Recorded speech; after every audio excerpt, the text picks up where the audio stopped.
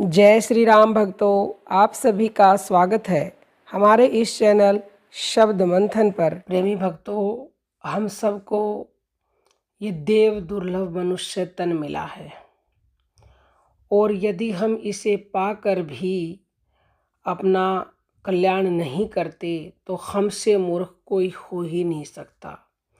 क्योंकि तुलसीदास जी स्पष्ट कह रहे हैं, बड़े भाग्य मानस तन पाया, सुर दुर्लभ सब ग्रंथन गावा, साधन धाम मोक्ष का द्वारा, पाई निज ही परलोक सवारा। यदि हम इसको पाकर भी अपना परलोक नहीं संवारते तो हमारे से मूर्ख कोई हो ही नहीं सकता। ये तन जो हमें मिला है ये देवताओं के लिए भी दुर्लभ है, देवता भी इसके लिए तरसते हैं।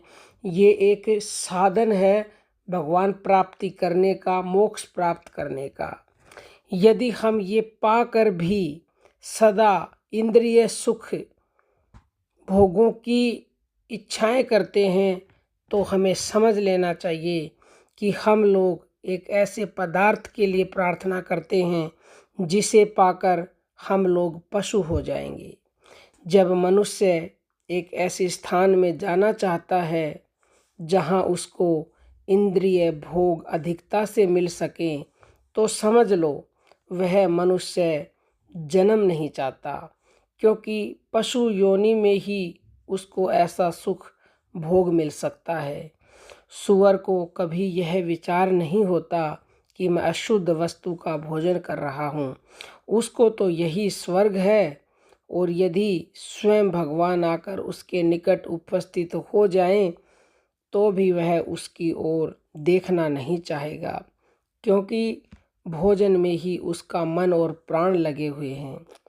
मनुष्य भी परमात्मा को भूलकर पशु के समान विषय वासना के कीचड़ में लिपटा हुआ है। वो ये भूल गया है कि जो सुख पाया राम भजन में, सो सुख नहीं अमीरी में, इन भोगों में वो सुख है ही नहीं। और इसके बाहर क्या है सो वह देख ही नहीं सकता है। वह तो इंद्रिय भोगों को ही चाहता है, मगर समय पाकर इस जीवन को बदलना होगा। प्रत्येक मनुष्य को यह जानना होगा कि भोगों की अपेक्षा उच्चतर वस्तु है, उसके संबंध में हम नहीं जानते।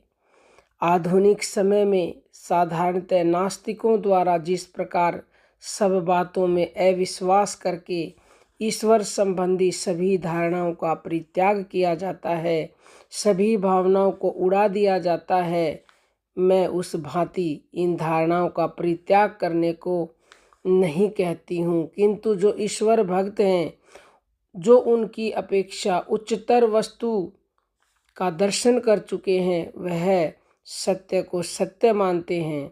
नास्तिक स्वर्ग में नहीं जाना चाहता, क्योंकि उसके विचार से स्वर्ग कोई वस्तु नहीं है।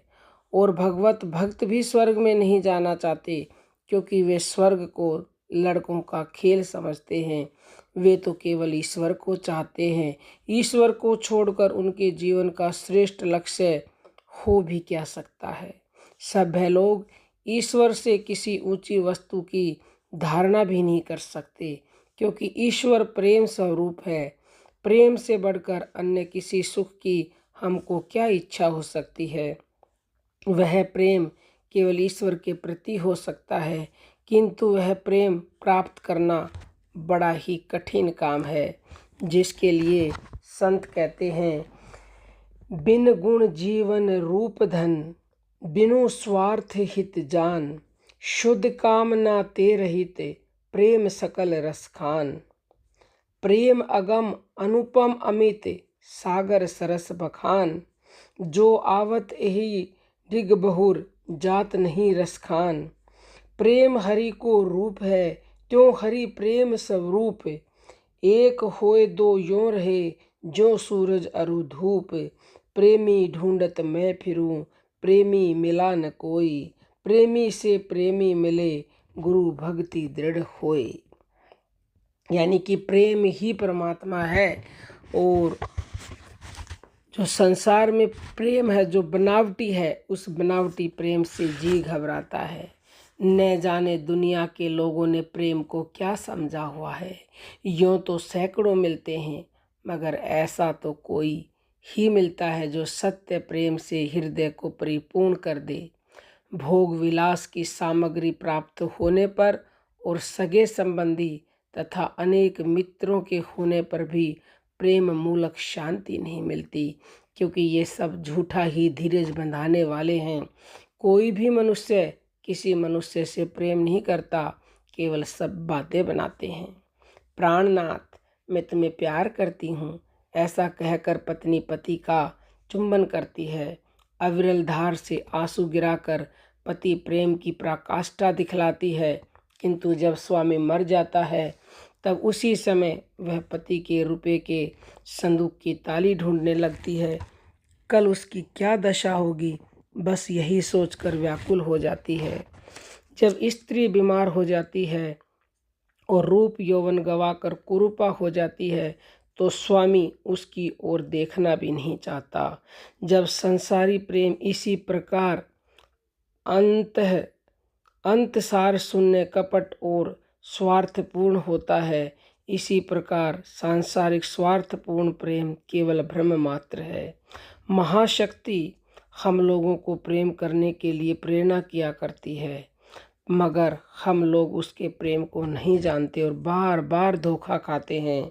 जब हम किसी वस्तु को पकड़ने का प्रयत्न करते हैं तो वह हम लोगों के हाथ से खिसक जाती है।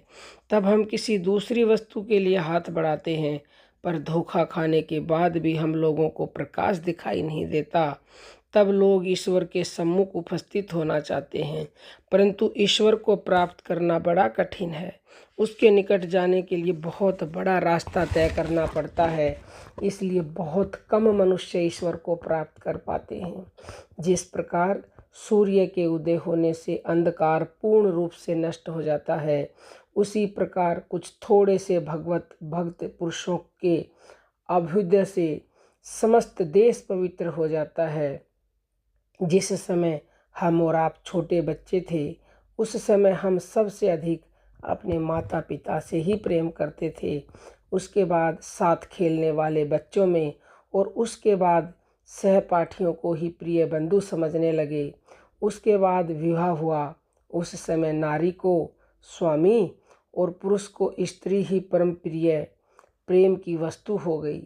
इसमें संदेह नहीं कि स्त्री स्वामी को प्यार करती है, मगर ज्यों ही बच्चा पैदा होता है त्यों ही स्त्री का आधे से अधिक प्यार संतान के प्रति हो जाता है और पहले का भाव चला जाता है।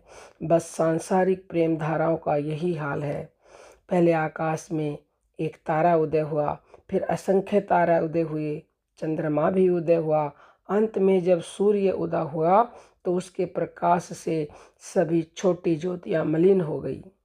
ईश्वर ही सबका प्रेम समूह सूर्य है और चंद्रमा तथा तारागण समूह हमारा सांसारिक प्यार है। जिस समय परमात्मा रूपी सूर्य उदय होता है तो मनुष्य उस प्रेम को पाकर पागल हो जाता है। इस प्रकार भगवान के प्रेम में मगन हुए को मानव कहते हैं।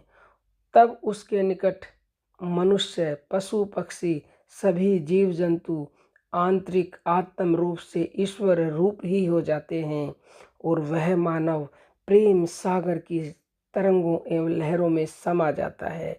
मगर करोड़ों क्या अरबों लोगों में से भगवान की परम कृपा से ही ऐसा संयोग किसी बिरले के जीवन में ही उपस्थित होता है।